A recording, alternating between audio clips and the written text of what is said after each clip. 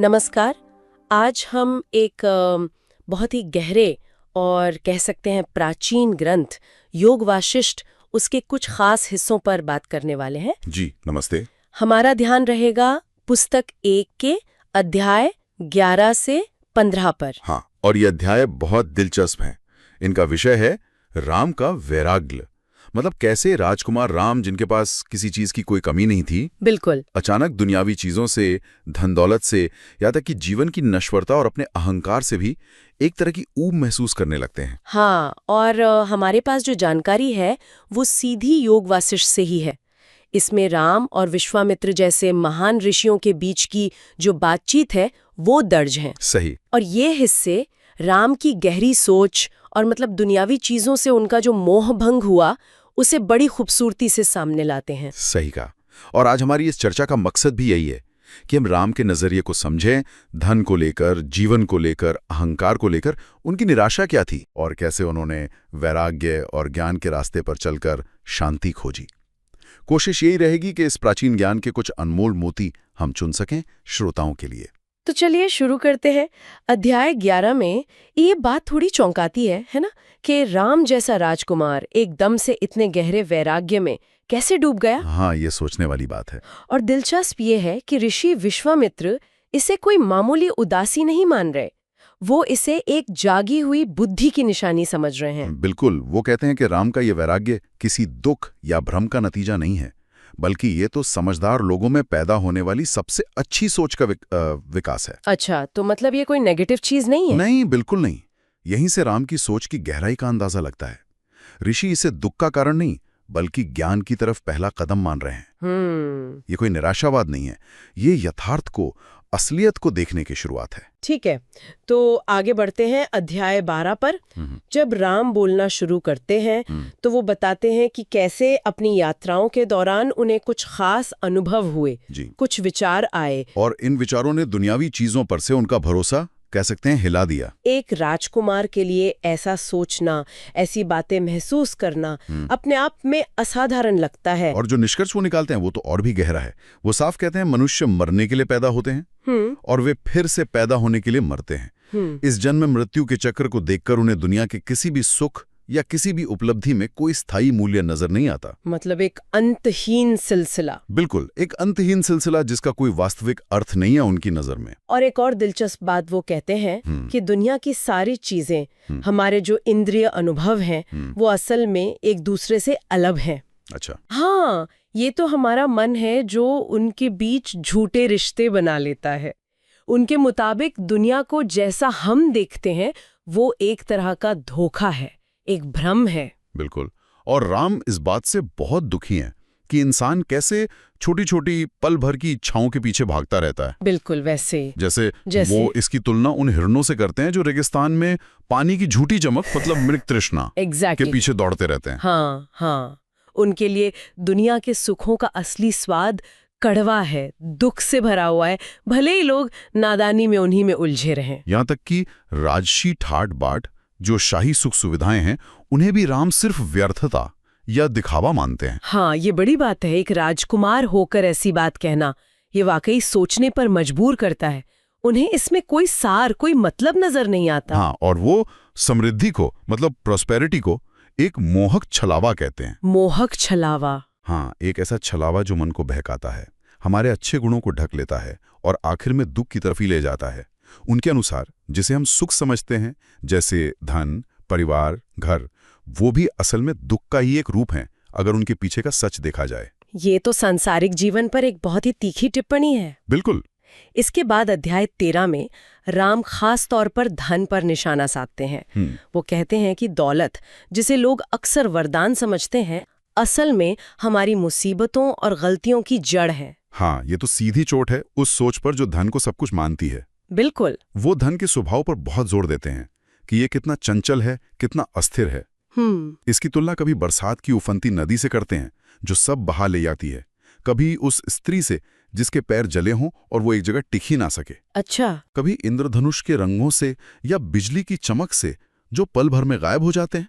ये सारी उपमाएं सिर्फ अस्थिरता ही नहीं दिखाती, बल्कि एक तरह का आकर्षक छलावा भी दर्शाती हैं, जो हमें लुभाता तो है पर टिकता नहीं।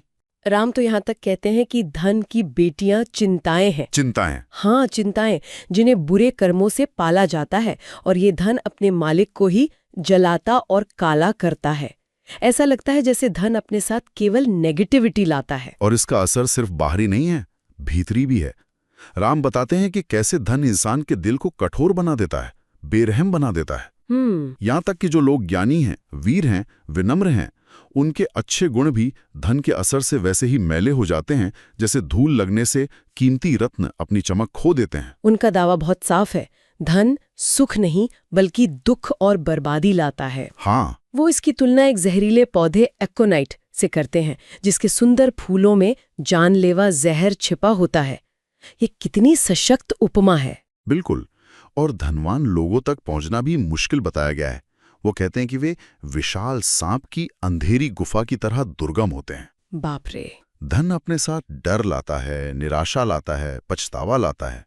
इसे बुरे तरीकों से हासिल की गई एक क्षणिक चीज माना गया है, जैसे सांपों से भरी गुफा में उगने वाली फूलों की झाड़ी, जो दिखने में सुंदर पर है खतरनाक। तो फिर आखिर में राम का निष्कर्ष क्या है धन को लेकर? निष्कर्ष ये है कि केवल मूर्ख और अज्ञानी लोग ही भाग्य यानी धन दौलत पर भरोसा करते हैं।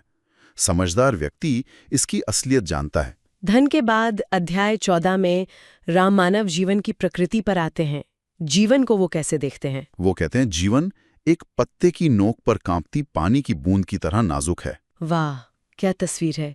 ये तो मन में बैठ जाती है। यह तो जीवन की क्षण भंगुरता को दिखाती है। हाँ, और यहाँ जीवन की इसी अस्थिरता को और उभारा गया है।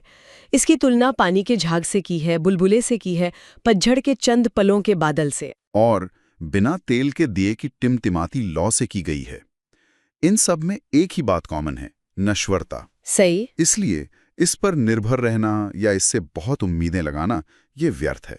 राम ये भी कहते हैं कि जो जीवन सिर्फ दुनियावी कामों और चिंताओं में डूबा रहता है, वो सिर्फ दुख ही पैदा करता है। हाँ, ये उन लोगों के लिए एक चेतावनी की तरह है जो बाहरी चीजों में ही उलझे रहते हैं और जीवन के गहरे अर्थ को नहीं खोजते। लेकिन यहाँ एक सकारात्मक पहलू भी है। राम वास्तविक जीवन या सच्चे जीवन की बात करते हैं। अच्छा, वो क्या है? ये दुख या पछतावे से पूरी तरह मुक्त एक गहरी आंतरिक शांति की अवस्था है। उनके अनुसार वही लोग असल में जिए हैं जो इस दुनिया में दोबारा जन्म लेने के चक्कर से मुक्त हो जाते हैं। मुक्ति? हाँ, मुक्ति। बाकी सब तो बस आते जाते रहते हैं, जैसे पुराने गधे बोझ ढोते रहते हैं। मुक्ति के स्थायी आनंद के बिना जीवन अधूरा है, व्यर्थ है। और शरीर का धीरे धीरे खत्म होना, उसका वर्णन भी बहुत यथार्थवादी है। जी, शरीर की तुलना उस घर से की गई है जिसे चूहे अंदर ही अंदर खोखला कर रहे हैं, या उस पेड़ से जिसे कीड़े खा रहे हैं। सही। शरीर बीमारियों का घर है, जिन्हें गुफाओं में छिपे जहरीले सांपों जैसा बताया गया है, और बुढ़ापे का घर है जो शरीर को कमजोर कर देता है।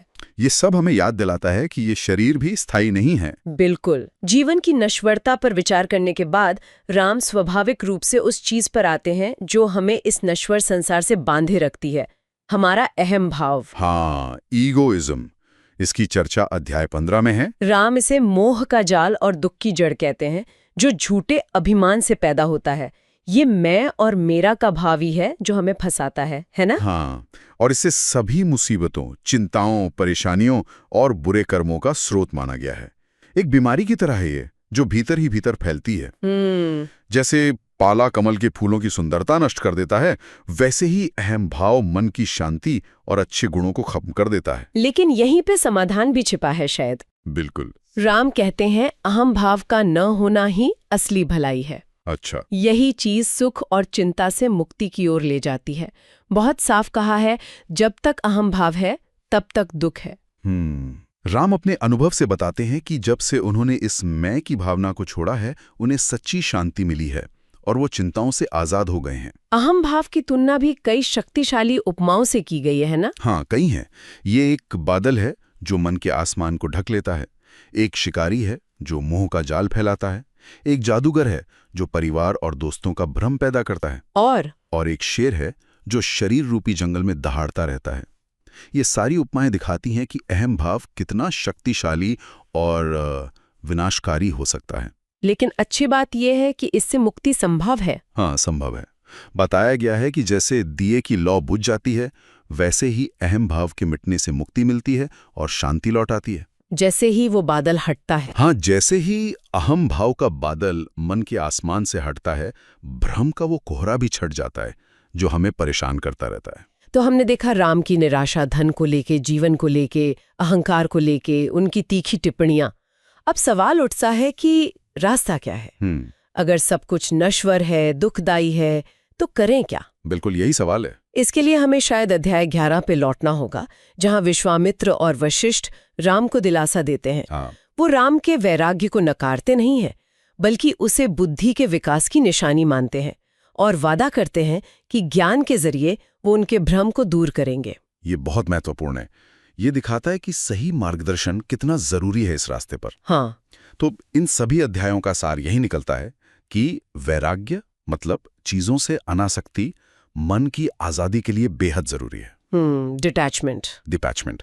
दुनियावी लगाव, चाहे वो धन का हो, अहंग का हो या इच्छाओं का, यही हमें बांधते हैं और दुख देते हैं। और ज्ञान हमें इन बंधनों की असलियत दिखाता है और उनसे मुक्त होने में मदद करता है। और इसे अमल में कैसे लाया जाए, मतलब प्रैक्टिकली क्या करें?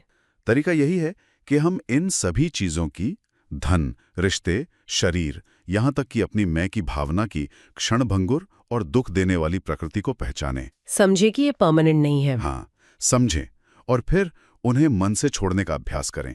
ये सिर्फ एक इंटेलेक्चुअल अंडरस्टैंडिंग नहीं है, ये एक प्रैक्टिकल साधना है। सही। हाँ, और ये समझना बहुत जरूरी है कि ज्ञान ही हमें इन बंधनों से मुक्त करता है। अहम भाव का पूरी तरह मिट जाना ही मुक्ति है।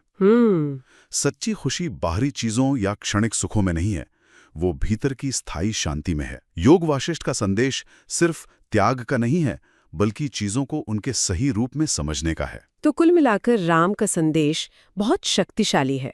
दुनियावी जीवन, धन दौलत और हमारा अहम भाव, ये सब भ्रामक हैं और अंत में असंतोष ही देते हैं। बिल्कुल। सच्ची शांति और आजादी सिर्फ वैराग्य और आत्मज्ञान से ही मिल सकती है। सही कहा।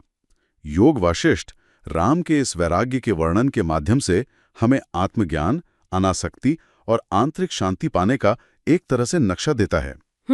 एक गाइड। हाँ, एक गाइड। ये केवल बाहरी चीजों को छोड़ना नहीं है, बल्कि अपनी और इस दुनिया की असलियत को समझना है। और अब जाते जाते श्रोताओं के मन में एक सवाल छोड़ जाते हैं। जरूर। आज की इस भागदौड़ भरी सूचनाओं से लदी दुनिया में, जहां हर पल नई इच्छाएं और नई चीजें हमारा ध्यान खींचती हैं, राम का वैराग्य का संदेश, यानी क्षणिक से मल हटाकर स्थायी आंतरिक शांति खोजने की बात, ये हमें अपनी प्राथमिकताओं और सच्ची खुशी के स्रोत के बारे में क्या सिखा सकता है? यह सचमुच एक गहरा सवाल है, जिस पर हर किसी को विचार करना चाहिए अपनी जिंदगी के संदर्भ में। हमें सुनने के लिए धन्यवाद। उम्मीद है ये बातचीत आपके लिए उपयोगी रही होगी और आपको सोचने के लिए कुछ नया मिला होगा। धन्यवाद।